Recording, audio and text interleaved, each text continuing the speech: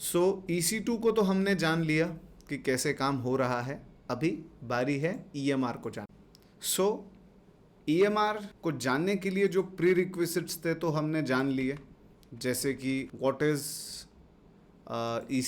EC2 में login कैसे करते हैं, सिक्योरिटी ग्रुप क्या चीज़ है। इसके बाद हमने एक और चीज़ जाना कि व्हाट इज़ IAM रोल।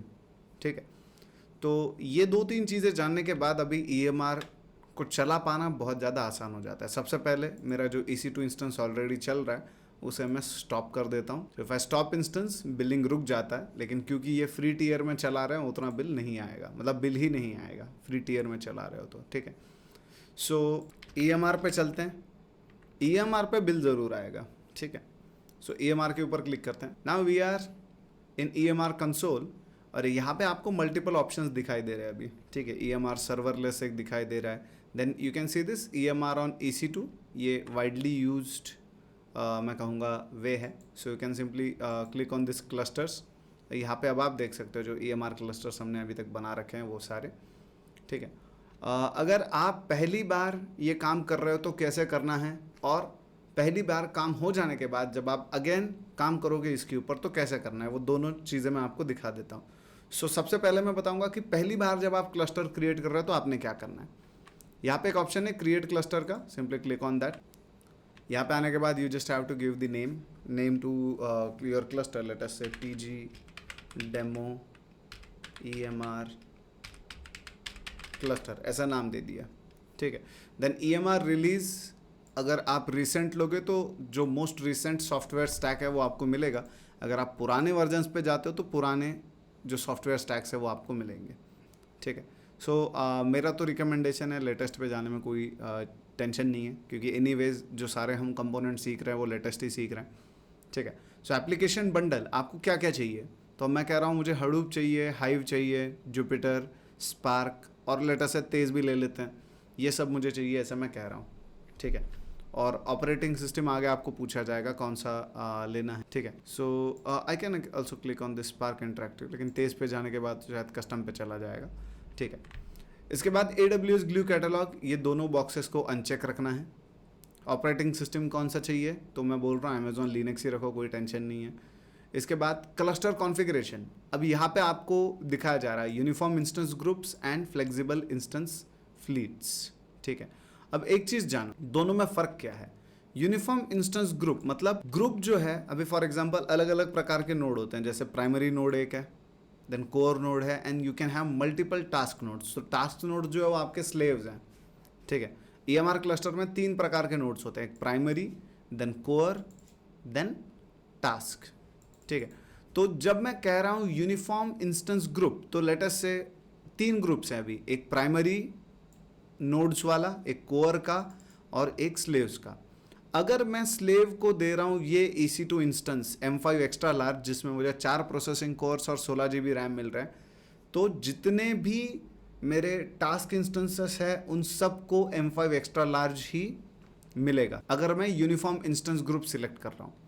अगर मैं इंस्टेंस फ्लीट सिलेक्ट कर रहा हूँ तो एक टास्क नोड को M5 एक्स्ट्रा लार्ज है, दूसरे किसी टास्क नोड को लेटेस्ट से C4 एक्स्ट्रा लार्ज मिल गया, किसी को मतलब ये आप चूज़ कर सकते हो। ठीक है, लेकिन गुड प्रैक्टिस कि भाई ठीक है सेम इंस्टेंस ग्रुप ही आप रखो, तो ऊपर जब आप सिलेक्ट करोगे यूनिफॉर्म इंस्टेंस ग्रुप आपने चेक रखना है। ठीक है, दूसरी बात, अब ये प्राइमरी, कोर और टास्क तीनों को चलाने की ज़रूरत नहीं है। ठीक है, क्योंकि हम कोई ऐसा प्रोडक्शन लेवल का हैवी काम नहीं कर रहे हैं कि हम बहुत huge amount of data process वगैरह, ऐसा हम कुछ भी नहीं कर रहे हैं। So what you can do, ये जो टास्क है इसको हटा दो, रिमूव इंस्टेंस ग्रुप बोलो तो सिर्फ कोर बचेगा, कोर और प्राइमरी बचेगा, लेकिन हमें कोर की भी ज़रूरत नहीं है तो कोर को भी हटा दो। कोर को हटाने के बाद अब आ गए प्राइमरी में। अब आपका ये सेम सिंगल नोड है जिस पे हडूप, हाइव, स्पार्क एवरीथिंग आसानी से चल सकता है, क्योंकि 4 प्रोसेसिंग के कोर्स मिल रहा है, 16 GB रैम मिल रहा है, और चार्ज कितना है $0.192 पर आवर। $0.192 पर आवर से क्या मतलब अराउंड एक 15 to 20 रुपीज़ के अंदर आपका आवरली बिल आएगा अगर आप इसके ऊपर चलाओगे। क्या चलाओगे उससे फ़र्क नहीं पड़ता है, क्या कर रहे हो उससे फ़र्क नहीं पड़ता है। 1 घंटा आपका EMR क्लस्टर चला तो $0.192 आपको बिल आ जाएगा। ठीक है, फिर नीचे आते हैं EBS रूट वॉल्यूम जो 15 GB का मिल रहा है उतना ही लेना है। नेटवर्किंग जो सिलेक्टेड है बाय डिफ़ॉल्ट वही रखना है। You can see this security groups, यहाँ पे सिक्योरिटी ग्रुप्स हैं।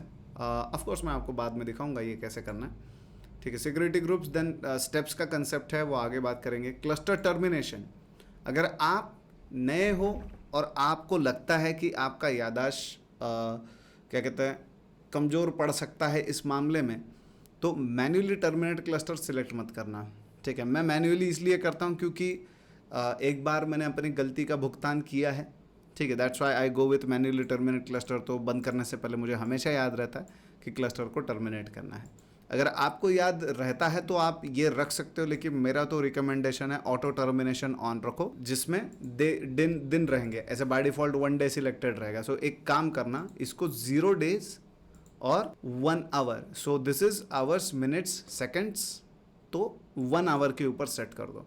1 घंटा अगर आपका क्लस्टर खाली पड़ा रहा और कुछ भी काम नहीं हो रहा है तो आपका क्लस्टर अपने आप टर्मिनेट हो जाएगा। गलती से अगर भूल गए तो टेंशन नहीं आएगा, ठीक है। अब ये मेरे स्टूडेंट की कहानी नहीं है, लेकिन वो बाद में मेरे स्टूडेंट बने। उन्होंने पहले क्लाउड के ऊपर कुछ एक्सपेरिमेंट किया था, तो सर्विस उनका रह गया चालू और उनको बिल आ गया था 1,90,000, ठीक है। So we don't want such accidents to happen, that's why मैं आप सबको रिकमेंड करूँगा गो विथ ऑटो टर्मिनेशन, क्योंकि मैं अपना बिल अगर आ जाए तो भर सकता हूँ। आपको कॉन्फिडेंस में ये नहीं बोलूँगा कि मैन्युअल टर्मिनेट क्लस्टर चालू रखो। मेरा रिकमेंडेशन यही है, ऑटोमेटिकली टर्मिनेट क्लस्टर और 1 घंटे का टाइम डाल दो, ताकि अगर आप भूल भी गए क्लस्टर को टर्मिनेट करना, 1 घंटे के बाद अपने आप क्लस्टर बंद हो जाएगा। इसके बाद अनहेल्दी नोड रिप्लेसमेंट, अभी तो सिंगल नोड पे ही काम कर रहे हो तो क्या ही रिप्लेस करें, तो टर्न ऑफ रख देते हैं। देन बाकी अभी यहाँ पे आपको दिखाया जा रहा है सिक्योरिटी कॉन्फ़िगरेशन एंड EC2 की पेयर। अब EC2 की पेयर तो सबको समझ में आ गया ना, लॉगिन करने के लिए इस्तेमाल होता है, लेकिन व्हाट अबाउट सिक्योरिटी कॉन्फ़िगरेशन? ज़रूरत नहीं, इट इज़ नॉट कंपलसरी, क्योंकि हम प्रैक्टिस कर रहे हैं, हमें देने की ज़रूरत नहीं है। प्रोडक्शन पे जिन लोगों को इंक्रिप्शन, ऑथेंटिकेशन, ऑथराइजेशन ये सब अगर चाहिए तो एक सिक्योरिटी कॉन्फ़िगरेशन वो बना सकते हैं, लेकिन it is not compulsory in our case. हमें सिक्योरिटी के लिए सिर्फ एक की पेयर दे देना है। सो की पेयर मैं दे देता हूँ। अभी for example if I click on browse, तो मेरे पास जो की पेयर के ऑप्शन है वो सारे खुल जाते हैं। लेटेस्ट से ब्राउज के ऊपर मैं क्लिक करता हूँ तो can see there are multiple options. PST demo server की ये तो मैंने ही बनाया वाले कीज़ है, राइट। और इसमें से ये वाला तो अभी अभी बनाया हमने। So let's select this. चलो ये वाली की से ही मैं कहता हूँ लॉगिन कर लो। तो एक ही की को आप मल्टीपल इंस्टेंसेस पे लॉगिन के लिए इस्तेमाल कर सकते हो, कोई टेंशन की बात नहीं है, ठीक है। देन अभी यहाँ पे देखो identity access management, IAM roles required. अभी देखो IAM रोल्स क्यों लग रहा है? पहला Amazon EMR सर्विस रोल, मतलब द सर्विस रोल IAM कि EMR assumes to provision resources and perform service level actions with other AWS services। EMR के थ्रू AWS की दूसरी सर्विसेज को अगर आपको एक्सेस करना है तो आपको ये रोल सेट करना पड़ता है, या फिर आपको ये रोल सेट करना ही पड़ता है। It is a compulsory process. Simply से create a new service role, ठीक है। Either you can choose existing role, अगर आपने प्रीवियसली कोई EMR क्लस्टर बना रखा है उसके लिए अगर है बनाया हुआ तो आप सिलेक्ट कर सकते हो, लेकिन मैं रिकमेंड करता हूँ पहली बार जब आप कर रहे हो तो you have to go with create a service role. So create service role कर लेना है, इसके बाद आगे बढ़ना है। Then EC2 instance profile. अब यहाँ पे क्या है, इंस्टेंस प्रोफाइल अगर मैं क्रिएट कर रहा हूँ, इससे क्या होता है, S3 बकेट को आपको एक्सेस देना है, तो स्पेसिफिक S3 बकेट को भी आप एक्सेस दे सकते हो कि चलो मान लो चलो यहाँ पे मेरे 2-4 S3 बकेट्स हैं, उनमें से किसी एक बकेट को मैं एक्सेस दे दूँ, या फिर मैं सारी बकेट्स पे दे सकता हूँ। तो अभी के लिए ऑल S3 बकेट पे भी एक्सेस दोगे तो कोई टेंशन नहीं है। Then custom automatic scaling role. अब ऑटोमेटिक स्केलिंग मतलब ये ऑटो स्केलिंग का सीन है। अगर क्लस्टर पे लोड बढ़ जाए तो स्लेव मशीन्स बढ़ा दो, लोड कम हो जाए तो स्लेव मशीन्स को कम कर दो, जिसमें आप मिनिमम मैक्सिमम का बाउंड सेट कर सकते हो। लेकिन क्योंकि सिंगल नोड पे चल रहे हैं इसकी ज़रूरत नहीं है। ये सब आपका हो जाएगा और आपका अभी EMR का जो है पूरा समरी आप यहाँ पे एक साइड में देख सकते हो, ठीक है। नाम क्या दिया है, रिलीज़ क्या है, एप्लीकेशन बंडल, क्लस्टर कॉन्फ़िगरेशन क्या है, कितना इंस्टेंस ले रहे हो, तो सिर्फ प्राइमरी नोड ले रहे हैं, नेटवर्किंग, सबनेट। इसके बाद क्लस्टर टर्मिनेशन का क्या है, terminate cluster after idle time of 1 hour. Then cluster logs, कौन सी लोकेशन पे जा रहे हैं, सिक्योरिटी कॉन्फ़िगरेशन एंड EC2 की पेयर तो बता रहा है, ठीक है, TG डेमो सर्वर की पेयर इस्तेमाल हो रहा है। रोल नया सर्विस रोल बना दिया, नया इंस्टेंस प्रोफाइल बना दिया, ये आपको समरी में दिखेगा। And then you simply have to click on create cluster. Create cluster के ऊपर क्लिक करने के बाद जब क्लस्टर बन जाएगा तो उसे हम जैसे EC2 इंस्टेंस को हमने कनेक्ट किया था वैसे ही करेंगे, ठीक है। ये फर्स्ट टाइम आप क्लस्टर कैसे बनाओगे उसके लिए। अब क्योंकि मैंने इसके पहले ऑलरेडी क्लस्टर बना के रखा है तो कनेक्ट करने का प्रोसीजर तो सेम ही रहेगा, कनेक्ट करने में कोई मतलब ऐसा प्रॉब्लम नहीं है। So once you click on create cluster, cluster create होते हुए दिखेगा, क्लस्टर शुरू होगा, उसको आप SSH एक्सेस कर सकते हो अगर सिक्योरिटी ग्रुप से मेंशन है तो। हाउएवर अगर आपका क्लस्टर आपने ऑलरेडी बना रखा था, अभी मैं कैंसिल करता हूँ, ठीक है। अगर क्लस्टर आपने ऑलरेडी बना रखा था, जैसे मेरे पास ये ऑलरेडी बना हुआ क्लस्टर है TG डेमो क्लस्टर, जो कि टर्मिनेटेड स्टेटस है उसका, अभी ये टर्मिनेट हो चुका है, ठीक है। सो इसको मैं सिलेक्ट करता हूँ। व्हाट इफ मुझे सेम कॉन्फ़िगरेशन से फिर से क्लस्टर बनाना है, मतलब ये EC2 इंस्टेंस के जैसा नहीं है कि मैंने बोल दिया स्टॉप, रुक गया, उसके बाद मैंने बोल दिया स्टार्ट, चालू हो गया। नो, क्लस्टर होता सीधा टर्मिनेट, शुरू किया, काम किया और टर्मिनेट, सीधा टर्मिनेट। मतलब ऐसा नहीं है कि आपने कंप्यूटर शट डाउन किया और फिर से चालू किया और सब आपको दिखाई दे रहा है, वो यहाँ पे नहीं हो रहा है। जब आप नया चालू करोगे, सेम नाम से ही क्यों ना चालू कर लो, आपका वो एक अलग क्लस्टर रहेगा। अब आप बोलोगे फिर इस हिसाब से तो हर बार आपको कॉन्फ़िगरेशंस के डिटेल्स भरने पड़ जाएंगे।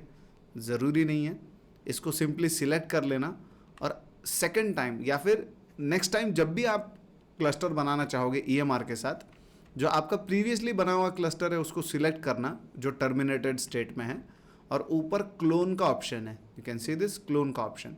जैसे मैं क्लोन के ऊपर क्लिक करता हूँ, जिन भी प्रॉपर्टीज़ के साथ मैंने इस क्लस्टर को बनाया था वो ऑटोफिल हो जाता है। यू कैन सी जो सॉफ्टवेयर स्टैक हमने सिलेक्ट किया था, जो ऑप्शंस हमने चेक किए थे, जो नोड्स के कॉन्फ़िगरेशन हमने किए थे, एवरीथिंग इंक्लूडिंग योर मतलब क्या कहते हैं EC2 की पेयर, ठीक है। अभी चलो इसमें अगर आपको कोई चेंज करना है, फॉर एग्जांपल अभी ये मुझे चेंज करना है, मुझे ये नहीं चाहिए, मुझे TG डेमो सर्वर प्राइवेट चाहिए। सो ऐसे रिव्यू करके आप सिंपली चेंज कर सकते हो। सर्विस रोल आपको मिल जाएगा, इंस्टेंस प्रोफाइल आपको मिल जाएगा, कुछ चेंज करने की ज़रूरत नहीं, और सिंपली क्लोन क्लस्टर के ऊपर क्लिक करोगे तो क्लस्टर क्रिएट हो जाएगा, ठीक है। तो पहली बार कैसे शुरू करें, और पहली बार शुरू करके टर्मिनेट अगर कर दिया तो फिर से चालू करते हुए क्या करना है। अब दूसरी बार हमको कितना टाइम लगा, हार्डली फ्यू सेकेंड्स। पहली बार थोड़ा टाइम लग सकता है, 1 मिनट 2 मिनट, लेकिन नेक्स्ट टाइम से कुछ सेकंड्स में आप इस क्लस्टर को स्टार्ट कर सकते हो। लेकिन ये एक नया क्लस्टर है, जो पहले बना था वो टर्मिनेट हो गया, क्लोन किया मतलब सिर्फ उसकी प्रॉपर्टीज़ जो आपने फिल किए थे वो आए। If you need to make changes you can make changes, अगर नहीं करने चेंजेस तो सीधा क्लोन क्लस्टर के ऊपर क्लिक कर दो और काम चालू हो जाएगा। ये सबको समझ में आ गया अभी? Yes everyone, okay. Sanjeet, Avinash, Gaurav, Sankalp, Sohail, बढ़िया बढ़िया। अब एक और इम्पॉर्टेंट चीज़, ये क्लस्टर तो मैं कह रहा हूँ कि चलो भाई शुरू हो रहा है, ठीक है। तो क्लस्टर जैसे ही अवेलेबल हो जाएगा, you can C primary node का एक DNS आपको मिल रहा है कि इस एड्रेस पे आप कनेक्ट कर सकते हो, राइट। सो रिफ्रेश मारते हैं और थोड़ा, तो connect to primary node using SSH, ये ऑप्शन जब आ जाएगा, सी अब आ गया option connect to primary node using SSH, मतलब अब हम इसके साथ कनेक्ट कर सकते हैं, ठीक है। कनेक्ट अगर करना है तो चलो इसके ऊपर मैं क्लिक करता हूँ, connect to primary node using SSH। यहाँ पे 2 ऑप्शंस दिखाई दे रहे हैं। अगर विंडोज़ के थ्रू कनेक्ट करना है तो क्या कहता है, पुट्टी डाउनलोड करो, देन होस्ट में ये इंटर करो, ठीक है, और फाइल चूज़ कर लो प्राइवेट की, ये स्टेप्स आपको दे दिए जाएंगे पुट्टी के। देन मैक और लिनक्स के लिए आ जाते हैं तो ये कमांड है सीधा, ठीक है। सो हम मैक और लिनक्स के पॉइंट ऑफ व्यू से जाएंगे क्योंकि हमने गिट बैश इंस्टॉल कर रखा है which is simulating Linux environment, और ओपन SSH भी अपने पास है, तो हम आसानी से गिट बैश से सेम कमांड चला सकते हो। तो you can simply copy the command, paste करके चला सकते हो, बस एड्रेस सही से देना होगा आपको अपनी की का। लेकिन व्हाट आई डू इज़ मैं नॉर्मली खुद ही टाइप कर लेता हूँ कमांड, ताकि झंझट ना रहे और हमेशा याद रहे कि ये कमांड क्या है और उसका मीनिंग क्या है। तो SSH कनेक्शन मुझे बनाना है जिस पे मेरा की जो है that is present in D, AWS learning, credentials, then TG demo server private .pem, ये की है, इसकी मदद से मुझे कनेक्ट करना है। अब कनेक्ट करना किसको है? एक अभी EMR का जो यूजर है उसका नाम होता है Hadoop at the public DNS of my primary node. इसको मैं सिलेक्ट कर लेता हूँ एंड आई विल सिंपली से पेस्ट। अब एक चीज़ मैं आपको बता दूँ, सिक्योरिटी ग्रुप में मैंने ऑलरेडी SSH कनेक्शन इनेबल कर रखा है, तो ये डायरेक्टली अभी हो जाएगा। Let's press enter. तो ये बोल रहा है कि करना है क्या कंटिन्यू, तो YES टाइप करके एंटर प्रेस करो and you will get into EMR के अंदर आ गए। अब फॉर एग्जांपल मैं कहता हूँ free-m, बताओ रैम कितना है, तो अब दिखा रहा है 16 GB रैम है। ठीक है, इसके अंदर से अभी के लिए मैं बाहर आ जाता हूँ टेम्पररीली, बस आपको दिखाने के लिए कि कैसे EMR में आ जाते हैं। फिर यहाँ पे आने के बाद hive, Hadoop, everything is accessible, उसका टेंशन नहीं है। बट अगर SSH कनेक्शन टाइम आउट हो रहा है, सिर्फ कनेक्शन टाइम आउट की बात हो रही है, अगर इनवैलिड एक्सेस की बोला गया है, तो एक तो आपने यहाँ पे सेट करते टाइम अलग एक्सेस की दिया है और लॉगिन करते टाइम अलग एक्सेस की इस्तेमाल कर रहे हो। दूसरे केस ये हो सकता है कि आप एक्सेस की का पाथ गलत दे रहे हो। जैसे मेरी एक्सेस की कहाँ पे प्रेजेंट है, AWS क्रेडेंशियल्स के अंदर एक्सेस की, अगर आपने ये पाथ गलत दे दिया तो भी आपको एरर आ जाएगा। ठीक है, तो make sure you have to give it absolute path, मतलब कंप्लीट पाथ इस प्रकार से आपको देना हो। ठीक है, और विंडोज़ के फॉर्मेट में नहीं, लिनक्स के फॉर्मेट में आपको पाथ देना है। तो विंडोज़ का जो है वो बैकवर्ड स्लैश इस्तेमाल होता है, आपको फॉरवर्ड स्लैश इस्तेमाल करना है पाथ में। ठीक है, सो अगर आपको SSH कनेक्शन टाइम आउट, मैं स्पेसिफिकली उस एरर के बारे में बात कर रहा हूँ, अगर इनवैलिड एक्सेस की है तो दो ही चेक केसेस है, दो के अलावा और कोई केसेस नहीं है। अगर इनवैलिड एक्सेस की बोला जाए, एक तो आप पाथ गलत दे रहे हो, नहीं तो दूसरा ऑप्शन है कि आपने गलत एक्सेस की सेट की है, यहाँ पे अलग की पेयर दिया है और लॉगिन करते टाइम अलग इस्तेमाल कर रहे हो। उसके अलावा वो एरर आ ही नहीं सकता इनवैलिड एक्सेस की वाला। दूसरी चीज़, कनेक्शन टाइम आउट का अगर एरर आता है तो EC2 सिक्योरिटी ग्रुप्स में आ जाओ। अब हमें किस में इंटरेस्ट है? प्राइमरी नोड के सिक्योरिटी ग्रुप में इंटरेस्ट है, तो सिंपली क्लिक ऑन दैट। अब प्राइमरी नोड के सिक्योरिटी ग्रुप में हम आ गए। यहाँ पे आने के बाद inbound rules, you can see there are multiple inbound rules, so simply click on edit inbound rules. और इसमें आपको क्या करना है? आपको सिंपली कहना है ऐड रूल SSH माई IP या फिर एनीवेयर IPv4 और सिंपली सेव रूल्स के ऊपर क्लिक कर देना है। अब मैंने ऑलरेडी ये ऊपर सेट करके रखा है, SSH सब जगह से एक्सेस मैंने ऑलरेडी सेट करके रखा है, तो मैं इस वाले को ऐड नहीं कर पाऊंगा, वो एरर थ्रो करेगा, क्योंकि सेम ही रूल दो बार क्यों ऐड करना, राइट। सो इसको मैं अभी डिलीट कर देता हूँ। लेकिन आपको समझ में आ गया, अगर आपका SSH टाइम आउट हो रहा है, यहाँ पे आके आपको SSH सिलेक्ट करके एनीवेयर IPv4 सिलेक्ट कर लेना है और simply you have to go for save rules. Okay, ये काम हो जाए, मतलब आपको सेव रूल पे क्लिक करना है, मैंने कैंसिल पे किया। ये काम हो जाए, फिर से आप आके देखना गिट बैश पे और यहाँ से फिर लॉगिन का कमांड लगा के देखना, फिर आप आसानी से EMR में लॉगिन कर पाओगे। या फिर ज़्यादा से ज़्यादा वो पूछेगा कि येस टाइप करो, are you sure you want to connect, तो YES टाइप करके इंटर प्रेस कर लेना, आप EMR में आ जाओगे। EMR में आने के बाद आप, जैसे मैंने कहा,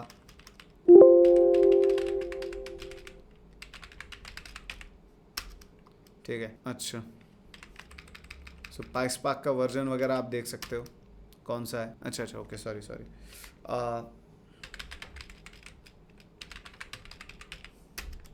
यू कैन सी हडूप का कौन सा वर्जन आप इस्तेमाल कर रहे हो। Then if you get into PySpark, तो PySpark भी यहाँ पे इंस्टॉल्ड है, स्पार्क शेल भी इंस्टॉल्ड है, देन आपका हाइव जो है वो भी इंस्टॉल्ड है।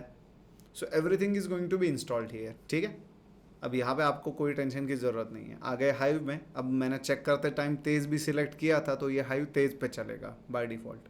ठीक है, अगर तेज़ नहीं सिलेक्ट किया होता तो MapReduce पे चलता। सो ऐसे हाइव आपको मिल जाता है। दूसरी बात, कभी कभी मन में ऐसा सवाल आता है, कभी कभी ऐसा लगता है कि चलो काम हो गया, हाइव की एक्सरसाइज जो करनी थी वो कर ली, अभी चलो बाहर निकलते हैं इसमें से। तो कह दिया एग्जिट करके इंटर प्रेस कर दिया, बोल दिया कनेक्शन क्लोज, चलो अपना काम हो गया, कंप्यूटर शट डाउन करते हैं, बात खत्म। ये सबसे बड़ा प्रॉब्लम है। ठीक है, ये इशू आ सकता है। आपने सिर्फ कनेक्शन क्लोज किया है, अभी तक क्लस्टर टर्मिनेट नहीं किया हुआ है, क्लस्टर तो अभी भी चल रहा है। कनेक्शन का क्लोज होना और क्लस्टर टर्मिनेट होना ये दो अलग चीज़ें हैं। अगर मैं क्लस्टर पे आता हूँ तो यू कैन स्टिल सी कि भाई क्लस्टर जो है अभी भी चल रहा है, क्लस्टर बंद नहीं हुआ है। अगर क्लस्टर को बंद करना है तो यहाँ से टर्मिनेट के ऊपर क्लिक करना होगा, उसके अलावा ये क्लस्टर बंद नहीं होने वाला। यहाँ तक क्लियर है सबको? गौरव, संजीत, ग्रेट ग्रेट, सौरभ, संकल्प, सोहेल, बढ़िया। एस नाम से बहुत सारे लोग हैं अपने बैच में, है ना? ओके, सो ये चीज़ आई गेस अभी सबको क्लियर हो गया होगा। एक और इम्पॉर्टेंट चीज़ है, अब जो एक्सरसाइज के फाइल्स में दे रहा हूँ, जो हम कॉपी कर रहे हैं, EMR के ऊपर जा रहा है, तो मन में सवाल उठता है कि भाई उसका क्या कमांड है, वो कैसे चल रहा है ना? अब फिर से मैं SSH करके EMR पे आ जाता हूँ, ठीक है। सो अभी तक मैंने क्लस्टर टर्मिनेट नहीं किया, तो I can get into EMR। Yes, Gaurav says SCP। अभी बस उस कमांड का मैं सिंटैक्स दे देता हूँ, ठीक है। LS करता हूँ, तो अभी EC2 इंस्टेंस के बारे में बात करता हूँ। इस इंस्टेंस पे कुछ भी नहीं है, भले EMR इस पे चल रहा है, but from the point of view of data इसके ऊपर कुछ भी नहीं है। So what I will do, I will make a directory. मैं कहता हूँ mkdir data, I will press enter. तो अब यहाँ पे LS करूँगा तो डेटा नाम का फोल्डर बन गया, ठीक है। अगर मैं करता हूँ LL, पूरा लिस्ट करवा दो, तो ये मिल गया, ठीक है। If I get into CD, then data के अंदर उतर जाता हूँ, एंड देन आई से प्रेजेंट वर्किंग डायरेक्टरी, तो मेरा पाथ क्या हो जाता है, /home/hadoop/data। मतलब होम नाम का फोल्डर है जिसमें हडूप यूज़र है, उसका एक यूज़र का फोल्डर है जिसमें एक डायरेक्टरी है या फिर फोल्डर है जिसका नाम है डेटा। सो होम के अंदर हडूप, हडूप के अंदर डेटा, ऐसा फोल्डर का ये स्ट्रक्चर है, ठीक है। I want to copy data to this data folder here, ठीक है। तो अब चलो एग्जिट नहीं करता हूँ, मैं एक नया git bash का प्रॉम्प्ट खोल लेता हूँ। अब इसी जगह पे मुझे लिस्ट करना है, इसी जगह पे मैं चाहता हूँ कि मेरा डेटा जाए, ठीक है। So there is a command called SCP। अब ये कमांड कैसे चलता है, मैं कहूँगा SCP-I, फिर मुझे देना होगा द पाथ ऑफ माई की पेयर, क्योंकि कोई भी एरा गैरा आके फाइल कॉपी करके जा रहा है तो कोई पॉइंट है क्या? पॉइंट नहीं है। EC2 के सिक्योरिटी का जो मैकेनिज्म है, security groups as well as key pair, दोनों को सेटिस्फाई करना होगा। ये जो कॉपी का कमांड चल रहा है, ये कनेक्शन सिक्योरिटी ग्रुप से अलाउड चाहिए। दूसरा, इसको आपको देना पड़ेगा की पेयर, बिना उस की के आप वहाँ पे एक्सेस नहीं कर सकते हो, ठीक है। सो मैं कहूँगा SCP-I, /d/ whatever is your AWS learning, then credentials, then TG demo server private की, जो भी है वो मैंने दे दिया। ये हो गया मेरा पहला कमांड का पैरामीटर। इसके बाद मैं अभी ये जो स्लैश दे रहा हूँ, इस स्लैश का इतना ही मतलब है कि मैं कमांड जो है वो नेक्स्ट लाइन में कंटिन्यू करना चाहता हूँ। इसका कोई मीनिंग नहीं निकालना है, ये कंपलसरी नहीं है देना। अगर आप सेम लाइन में कमांड लिखना चाहते हो तो सिंपली स्पेस दे के सेम कमांड आप आगे लिख सकते हो, लेकिन मैं चाहता हूँ कि भाई देखो स्लैश दे के, क्योंकि मतलब थोड़ा रीडेबल रखना है इस कमांड को, तो मैं कहता हूँ चलो मैं नेक्स्ट लाइन पे इस कमांड को कंटिन्यू करना चाहूँगा। सो आई प्रेस एंटर, तो यू कैन सी अभी आगे प्रॉम्प्ट आ गया, अब मैं नेक्स्ट लाइन पे से कंटिन्यू कर पाऊँगा। सो जो डेटा मुझे कॉपी करना है, it is present in C, then users, name of my user, desktop, data और ट्रांजैक्शंस नाम का फोल्डर है। इसके अंदर जितने भी फाइल्स हैं वो सब मुझे कॉपी करना है। तो अगेन मैं कहूँगा अगला जो कमांड है, अभी स्पेस देके मैं कह रहा हूँ, अगला जो कमांड है मैं अगली लाइन में लिखना चाहता हूँ। अब एक और चीज़ मैं आपको बता दूँ, कई बार क्या होता है, कुछ लोग अपना यूज़र नेम ऐसे बनाते हैं, ठीक है। तो अब इस केस में क्या होता है, ये एक अलग आर्गुमेंट कंसिडर किया जाता है और ये एक अलग आर्गुमेंट कंसिडर किया जाता है। ये केस हो सकता है अगर आपके यूज़र में के नाम में अगर स्पेस है तो ये काम हो सकता है। तो इसके लिए आपको क्या करना है, एक तो आप यूज़र के नाम के अंदर से स्पेस हटा दो, which is not convenient option, right.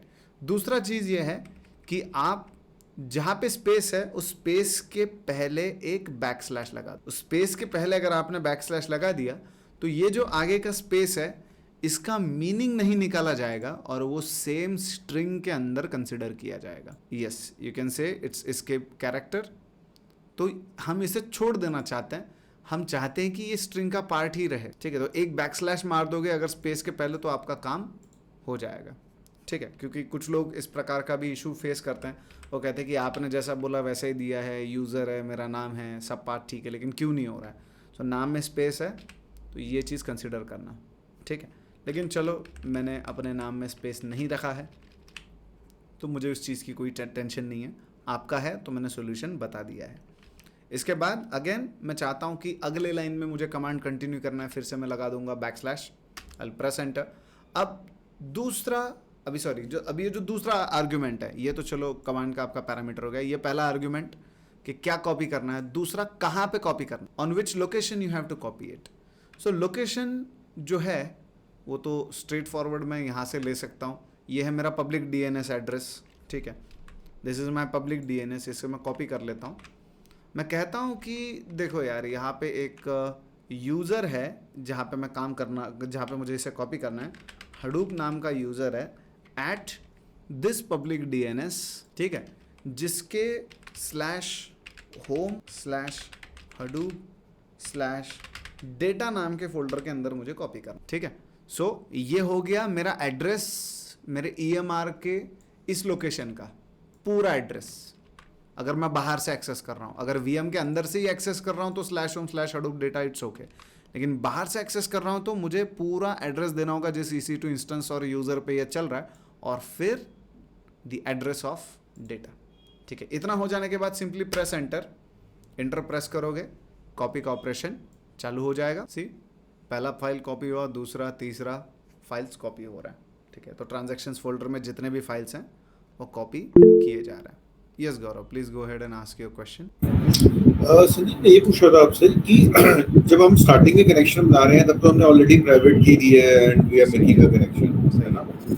और जब हमने दे दिया एक बार ही तो then we already in the secure tunnel and then उसके लिए फिर मुझे अब दोबारा कॉपी करने के लिए मुझे दोबारा क्रेडेंशियल्स देने की जरूरत है, क्योंकि जब हम सिक्योर टनल के थ्रू एंटर कर ही गए तो हम सारा हडूप पे काम कर रहे हैं, हाइव पे काम कर रहे हैं, कोई तब तो नहीं दे रहे हैं बार बार, लेकिन यहाँ पे दोबारा क्यों देना पड़ रहा है? Let's understand this.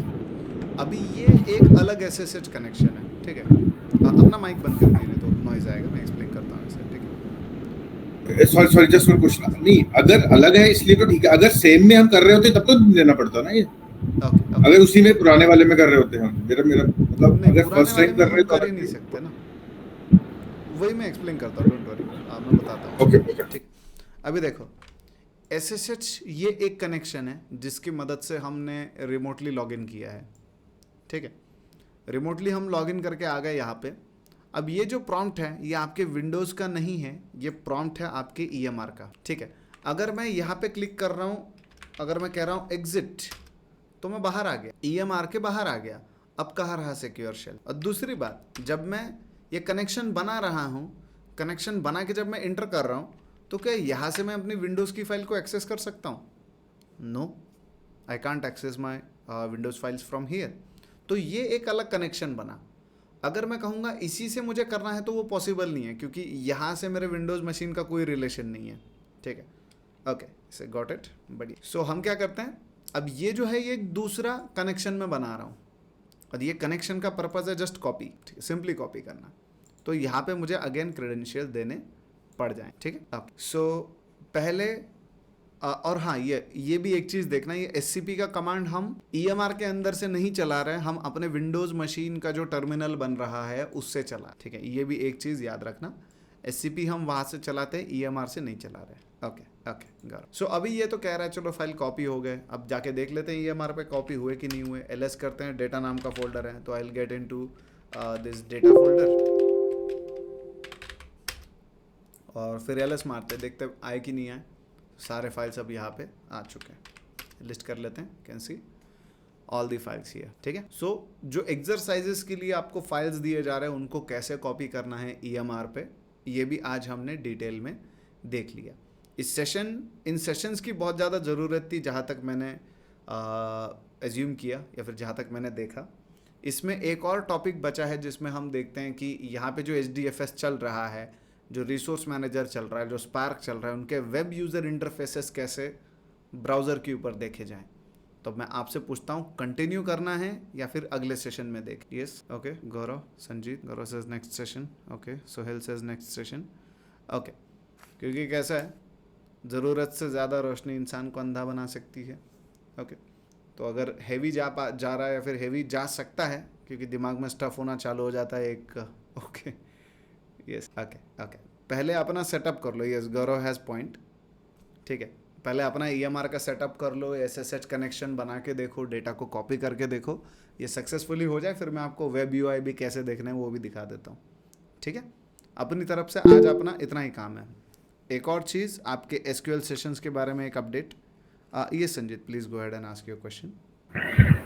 So, Sandeep, as we have everything here in HDFS का फाइल सिस्टम भी इसमें होगा अवेलेबल अभी? Yes, if you want to see should be able to see the contents of HDF। ठीक है, जैसे HDFS को ये एक्सेस कर रहा है वैसे ही S3 का भी डिफॉल्ट एक्सेस इसमें आपको मिल जाता है, जो हमने रोल बनाए थे EMR क्लस्टर बनाते वक्त। सो हाइव टेबल्स की लोकेशन पे आप HDFS का भी लोकेशन दे सकते हो, S3 का भी।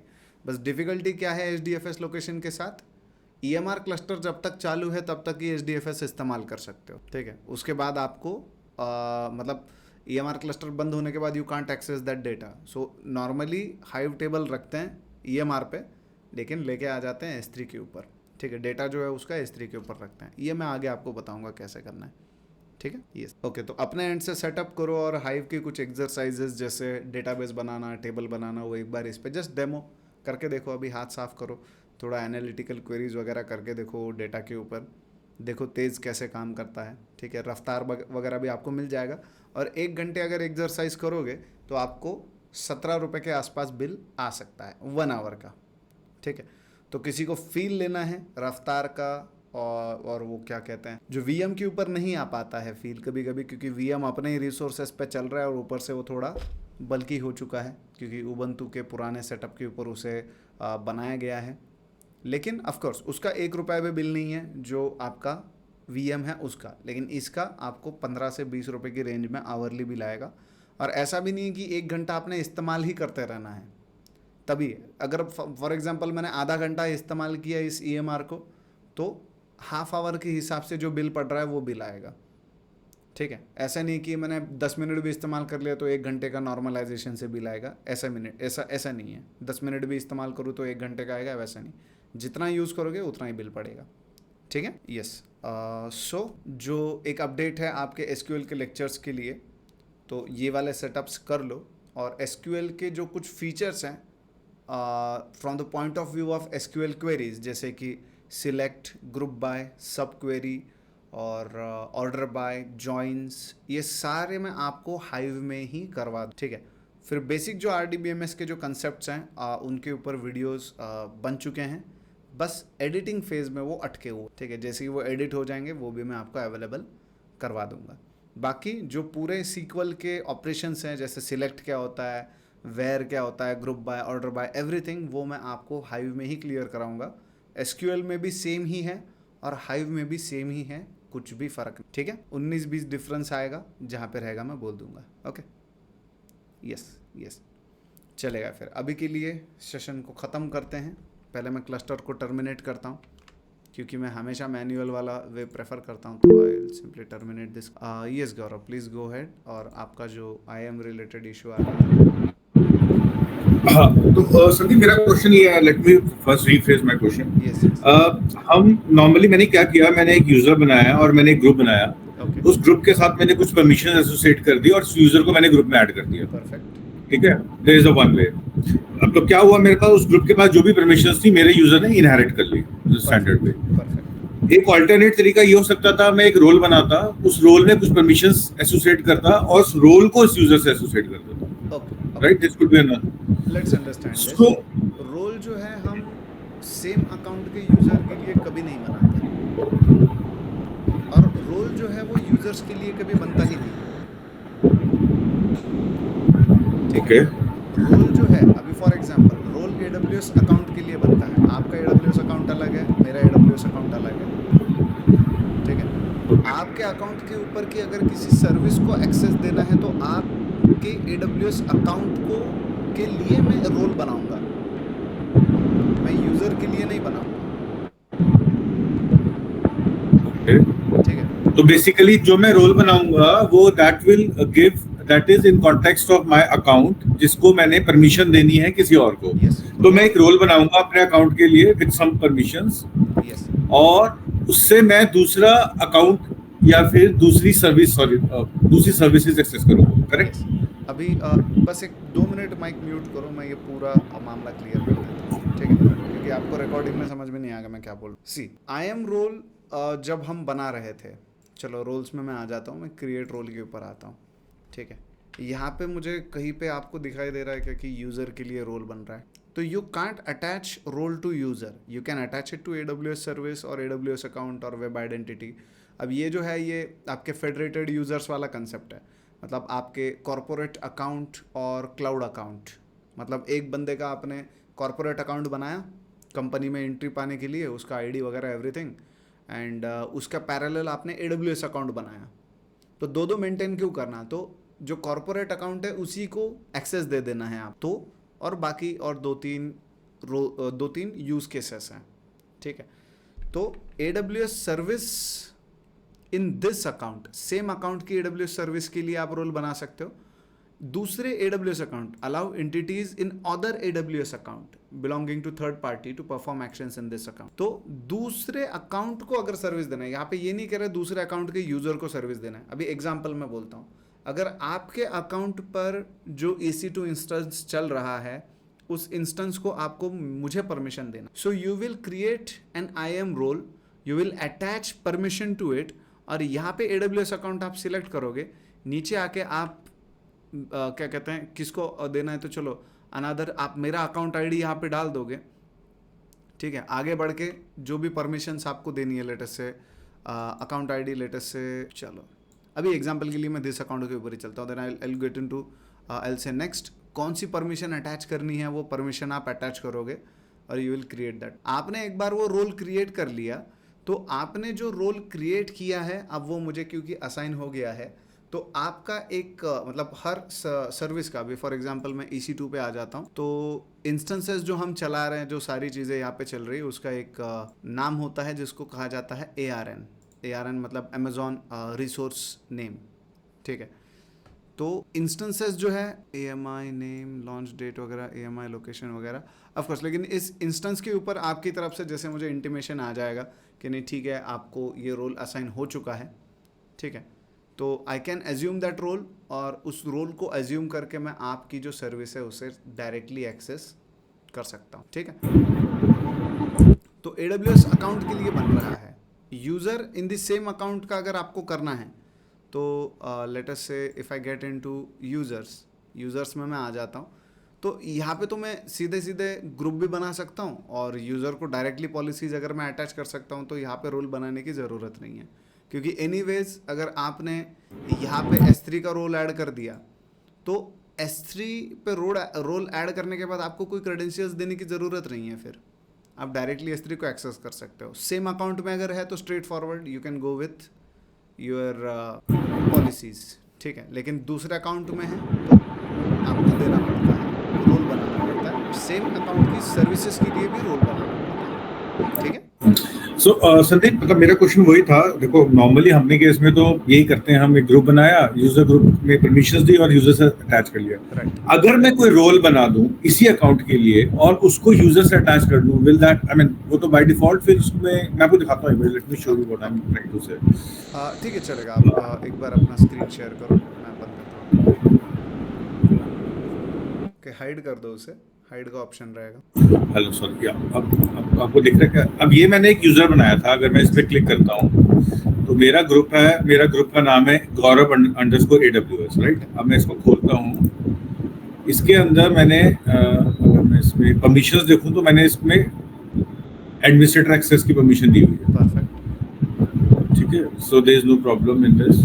अब मैं वापस जाऊँ उसके अंदर और अगर मैं रोल्स में जाता हूँ तो मुझे ये 2 रोल्स भी दिख रहे हैं। ये अगर आप ओवरऑल, तो इन रोल्स का क्या, अगर मैं बाय चांस यहाँ पे एक रोल क्रिएट कर दूं, for example in this account, ये वाले रोल एक्सेस कर दूं और इसमें मैं एक्सेस डाल दूं EC2 और फॉर एग्जांपल नेक्स्ट कर दूं, मैंने एक रोल बना दिया और मैंने इसमें डाल दिया परमिशन पॉलिसी, एडमिनिस्ट्रेटर एक्सेस दिए मैंने इसको, ठीक है? नेक्स्ट कर दिया और रोल नेम का दे दिया Gaurav_, role_test. This is an example, perfect, and I create a role. ठीक है। ठीक है, अब ये मैंने रोल, अब ये मेरा, अब मैं जाऊंगा रोल्स पे, ये मेरा रोल बन गया। अब मैं कोई एक नया, अब मैं कोई जो अपना यूजर है उससे क्या ये रोल अटैच कर सकता हूँ? नहीं कर सकता। if I go here, I cannot attach it. So मेरे को अगर अपने अकाउंट में काम करना है तो मुझे यूजर ग्रुप के साथ ही काम करना है, लेकिन इस रोल को, जो मैंने ये रोल बनाया है, लेकिन मैं ये इसको यूज कर सकता हूँ अपने अकाउंट में, हाँ, राइट? लेकिन इस रोल को जो आपने बनाया तो बनाते वक्त आपने सिलेक्ट किया है EC2, तो सिर्फ और सिर्फ EC2 के ऊपर ही आप इसे अटैच कर सकते हो, दूसरी और किसी सर्विस को अटैच नहीं कर पाओगे। अगर मैं वापस जाऊँ, यस, रोल का अगर आप डिटेल्स देखो, एक बार ओपन करना उस रोल को, तो हाँ। ओपन अगर करते हो तो ये यहाँ पे आप देख सकते हो, ठीक है, परमिशन पॉलिसीज, थोड़ा नीचे आ जाओ और इसी डिस्क्रिप्शन देखो ऊपर जो है, allow EC2 instances to call AWS services on your behalf, ठीक है, जो सबसे ऊपर एक लाइन है। इसके अलावा आप इस रोल को किसी और काम के लिए इस्तेमाल नहीं कर सकते। तो आपके अगर 50 EC2 इंस्टेंस है, उसमें से एक आध दो को आपको ये रोल असाइन करना है, कर सकते हो। नहीं तो अगर मैं कर रहा हूँ ये रोल मुझे असाइन करना हो तो अल्टीमेटली मैं अपने आप को तो कर नहीं सकता, और मेरे अकाउंट में कोई और यूजर है उसको भी नहीं कर सकता, तो ये मैं रोल किसको असाइन करूँगा? ये सिर्फ और सिर्फ EC2 इंस्टेंस को असाइन हो सकता है, क्योंकि आपने बनाते वक्त EC2 इंस्टेंस चूज किया है कि जो सर्विस आपने बोला कौन सा सर्विस के लिए रोल बना रहे हो, तो आपने उस सर्विस में EC2 चूज किया था। and individual user.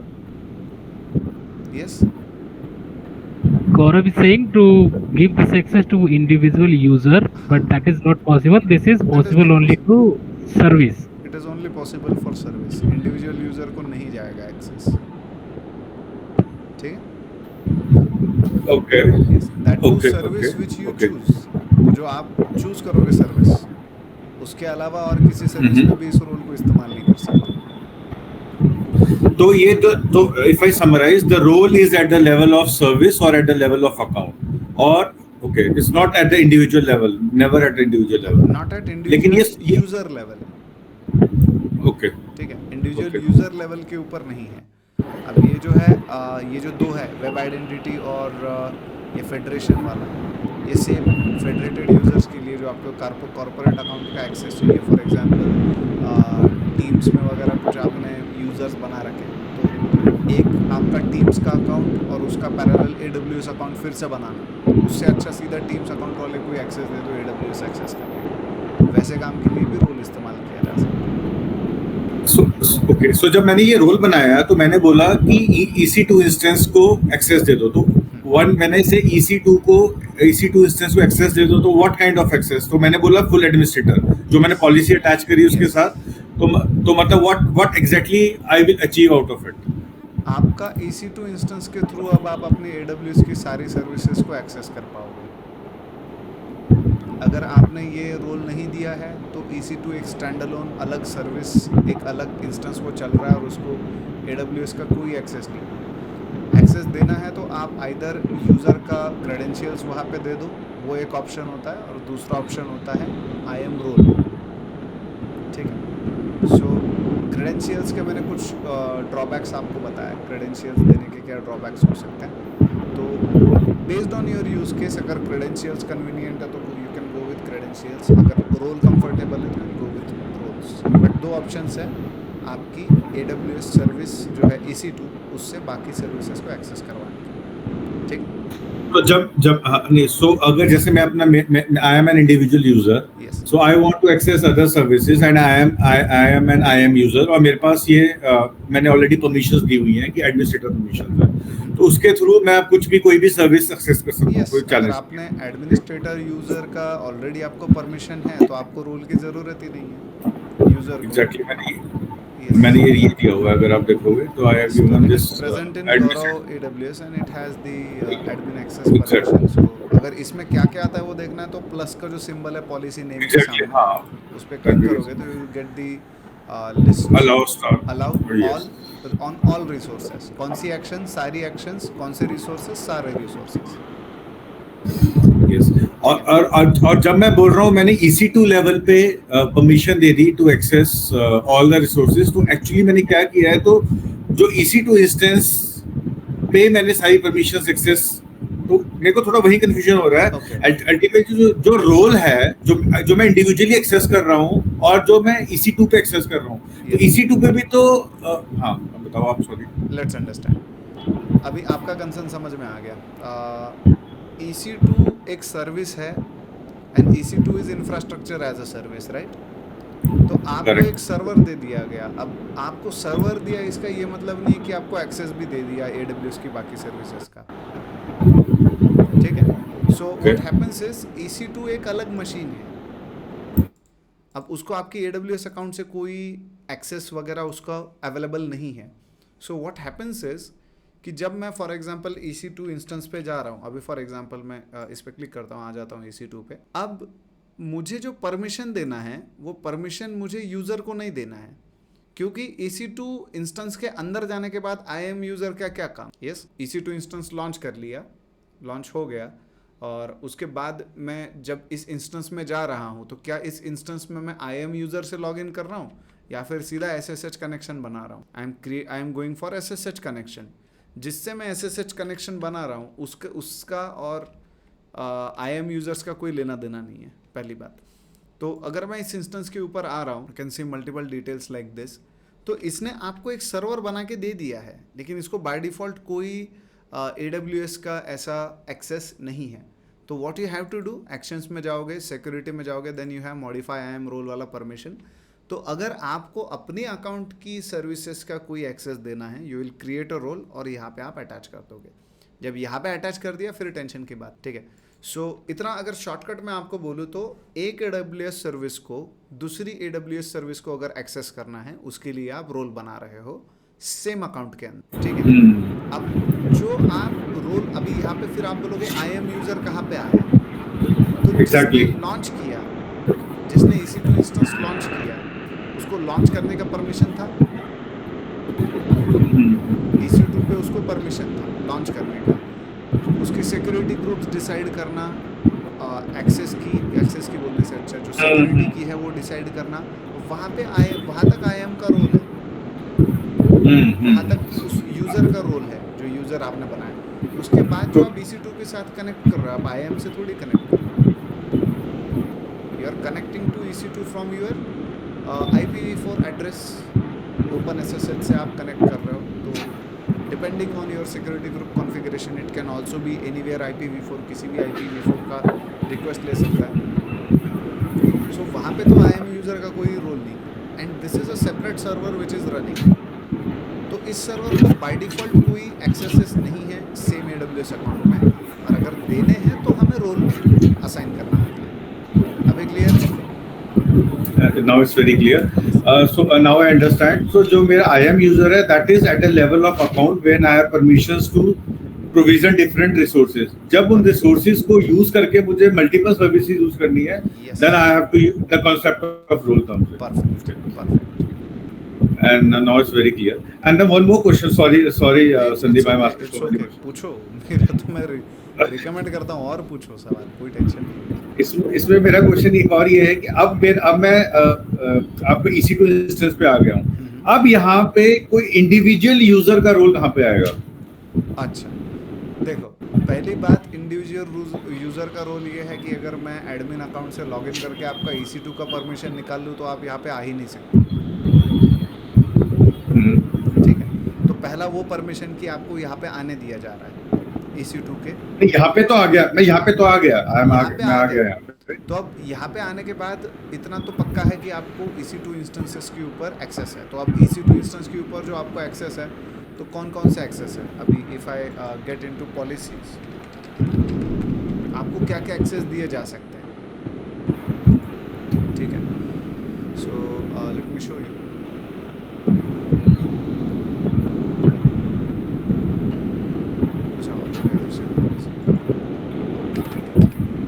Get into IAM और यहाँ पे you can C the policies. यहाँ पे मैं थोड़ा फिल्टर लगा देता हूँ जिसमें मैं कहता हूँ EC2। तो यहाँ पे अभी एक में एक्सप्लेन करूँगा तो गड़बड़ हो जाएगा। Can see full access registry, there are see EC2 full access. तो अब आपको कौन सा पॉलिसी अटैच किया गया है आपके एडमिनिस्ट्रेटर के थ्रू, उसके ऊपर डिपेंड होगा कि आप वहाँ पे जाके क्या कर सकते हो और क्या नहीं। ठीक है। सो संदीप, अभी मैं EC2 पे आ गया हूँ, राइट? अभी मैं कहाँ हूँ? अभी मैं EC2 पे आ चुका हूँ, राइट? अब EC2 के अंदर अगर आप जाके देखो लेफ्ट साइड में, again I can create users and all. अगर आप नहीं, सॉरी, अभी मैं EC2 पे नहीं हूँ ना, अभी तो मैं अकाउंट लेवल पे ही हूँ। यस। अभी लेटेस्ट से मैं EC2 में आता हूँ, तो अगर मैं आपको दिखाऊं कि यहाँ पे कौन कौन से मतलब फाइन ग्रेन किया जा सकता है एक्सेस, तो इतने परमिशंस हैं 174, 35। अभी ये हर एक आप मतलब गो थ्रू करने जाओगे तो बहुत मतलब सीन हो जाएगा। लेकिन किसको देंगे हम? क्वेश्चन तो यहाँ पे यूजर का है यहाँ पे। हाँ, जिस यूजर इतने परमिशंस हैं। अगर कस्टम बनाना है पॉलिसी, क्योंकि अभी एडमिनिस्ट्रेटर जो है वो कस्टम पॉलिसी बनाता है कि क्या अलाउ करना है और क्या नहीं अलाउ करना है। तो अगर टोटल जो ऑपरेशंस है EC2 पे किए जा सकते हैं वो हम देखें तो इट्स अराउंड 600-700 ऑपरेशंस हैं, 600-700 एक्शंस हैं जिनके ऊपर आपको अलाउ या नॉट अलाउ किया जा सकता है। ठीक है। सो ऐसे आपको कस्टम पॉलिसी बना के अटैच हो जाएगा। तो आप EC2 बना सकते हो, नहीं बना सकते हो, अलग अलग आपको रोल्स जो है, सॉरी, अलग अलग परमिशंस आपको एक्सेस के लिए दिए जा सकते हैं बाय एडमिनिस्ट्रेटर। जो भी एडमिनिस्ट्रेटर यूजर है वही ये कर सकता है। ठीक है। सॉरी, मैं थोड़ा सा क्वेश्चन दूसरे तरह से फ्रेज करता हूँ। मैं एक IAM यूजर हूँ, मैं है ना, and I M user of an account. उस अकाउंट, जिस IAM यूजर के पास मैंने एक ऐसे यूजर ग्रुप में ऐड किया जिसके पास फुल एडमिनिस्ट्रेटर राइट्स थे। ठीक है। So I can provision any of the resources. So for example Gaurav underscore जो मैंने बनाया था अपना, अब उससे since I have all the access, तो मैंने उससे एक EC2 इंस्टेंस बना दिया। ठीक है। उसके अलावा मैंने एक रोल और बनाया जिसमें मैंने उस EC2 इंस्टेंस को बोला कि आप सारी Amazon की सर्विसेज एक्सेस कर सकते हो। ठीक है, मैंने वो भी बना दिया। तो मतलब हाँ, तो और मैंने जो ये नया EC2 इंस्टेंस लॉन्च किया उसमें वो रोल असाइन कर दिया। तो मतलब अब उससे मैं कोई भी सर्विस लॉन्च कर सकता हूँ, यूज कर सकता हूँ, whatever I want to do. जब मैं कहता हूँ मैं उससे कोई भी सर्विस लॉन्च कर सकता हूँ, कोई यूज कर सकता हूँ, तो अल्टीमेटली उस इंस्टेंस तो एक तरह से एक आपका हार्डवेयर है, एक इंफ्रास्ट्रक्चर है मेरा। अब मैं उसमें कुछ यूजर्स भी तो क्रिएट कर सकता हूँ। क्या करूंगा मैं उसमें कुछ यूजर्स? मेरा क्वेश्चन उस लेवल पे, जब I am entered into that virtual machine, then what is in terms of different users that I create and the policies and permissions that I align. So जितने भी AWS के मैंने आपको operations दिखाए वो सब कमांड लाइन से भी हो सकते हैं, जैसे इंक्लूडिंग यूज़र बनाना। तो जैसे मैंने आपको दिखाया AWS S3 LS, तो वो S3 का एक कमांड था। जैसे S3 सर्विस का अपना एक कमांड लाइन का सिंटैक्स का एक फॉर्मेट है, वैसे बाकी की सर्विसेज का भी एक कमांड लाइन का सिंटैक्स का फॉर्मेट है। तो through command line from this EC2 instance you can do everything, लेकिन वो आप EC2 इंस्टेंस से कर रहे हो और वहाँ से लेटर से इफ यू आर वो तो आपने एडमिनिस्ट्रेटर एक्सेस परमिशन दे दिया। ठीक है। तो वहाँ से जो आप यूज़र बना रहे हो, टेक्निकली आप एडमिनिस्ट्रेटर से ही बना रहे हो यूजर्स, क्योंकि आपको परमिशन है इस इंस्टेंस के ऊपर। फिर लेटर से आपने यूज़र बनाया, यूज़र 1, यूज़र 2, यूज़र 3, उनका एंट्री आप यहाँ पे IAM में देख पाओ। तो ये जो यूजर नहीं, जब मैं इंस्टेंस में चला गया, उसमें जब मैं वर्चुअल मशीन में चला गया जो मैंने बनाई, उसके मतलब उसको यूज करने के लिए भी तो कोई यूजर चाहिए ना उसको। somebody will use that, somebody will provision some platform services। For example मुझे उसमें मुझे कोई एग्जांपल SQL सर्वर इंस्टॉल करना है, फिर SQL, तो who will do that? Some user has to be part of that virtual machine, right?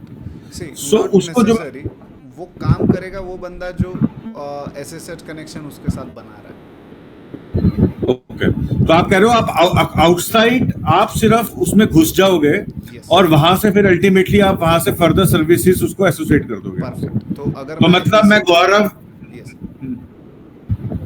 तो मतलब मैं एज IAM यूजर ही SSH करके उस मशीन को प्रोविजन करूंगा। उस मशीन को मैंने रोल दे दिया to use all the services, और वहीं से फिर मैं उसके ऊपर कुछ भी मैं रन करूंगा तो वहां से उस मशीन से कोई भी सर्विस जब यूज होगी तो एक्सेसिबल होगी, क्योंकि मैं उसको रोल दे चुका हूँ। यस, ओके, ठीक है। So on behalf, okay okay, got it, no thank you please go head, अगर और इलेबरेटेड है तो प्लीज गो हेड, क्योंकि कैसा है कई बार हम डेप्थ में नेविगेट करते करते ऐसे पॉइंट को टच कर देते, क्योंकि see what my intention is कि चलो हम ऐसे पॉइंट पे जाए जहाँ पे मुझे भी कुछ नया और सीखने को मिल जाए, ठीक है। सो अगर उतरना है तो और उतरो नीचे, कोई टेंशन नहीं, और डेप्थ में उतरो, कोई टेंशन नहीं। हाँ, सो अल्टीमेटली हमने उस रोल के थ्रू उस मशीन के थ्रू कोई भी सर्विस एक्सेस करने की परमिशन दे दी, तो वहां से हम कोई भी सर्विस अगर चलाएंगे तो वो चलेगी। अगर फॉर एग्जांपल मैंने वहां से सीक्वल सर्विस लॉन्च की और उसके थ्रू मुझे कुछ S3 पे करना है, because that virtual machine has an access to S3 all the services, it will work, otherwise वो नहीं चलता। यस, अभी सिंपल एग्जांपल मैं देता हूँ। लेट अस से आप उस EC2 मशीन पे स्पार्क चला रहे हो और स्पार्क के थ्रू आपको S3 को इस्तेमाल करना है, फिर आपको अलग से परमिशन देने की ज़रूरत नहीं पड़ेगी, एक्सेस कीज वगैरह अलग से देने की ज़रूरत नहीं पड़ेगी, ठीक है। क्योंकि मैंने सारी उसमें जो रोल असाइन किया उसमें सारी सर्विसेज का। लेकिन एक चीज़ हमेशा याद रखना, कभी भी रोल में एडमिनिस्ट्रेटर एक्सेस परमिशन नहीं दिया जाता है। 99% of the times it will never happen. काफ़ी फाइन ग्रेन्ड एक्सेस कंट्रोल होता है। फाइन ग्रेन्ड मतलब अगर S3 पे भी आप आ रहे हो तो आपको कौन से फोल्डर का एक्सेस चाहिए वो लेवल तक, और उस फोल्डर पे भी क्या एक्सेस चाहिए, रीड ओनली है, राइट कर सकते हैं, अपेंड कर सकते हैं, इस लेवल तक एक्सेस कंट्रोल रहता है जो कॉर्पोरेट यूज़र जो काम करते हैं प्रोजेक्ट्स पे हों। तो नॉर्मली एडमिनिस्ट्रेटर एक्सेस बहुत रेयरली आपको देखने को मिलेगा जब आप काम करो,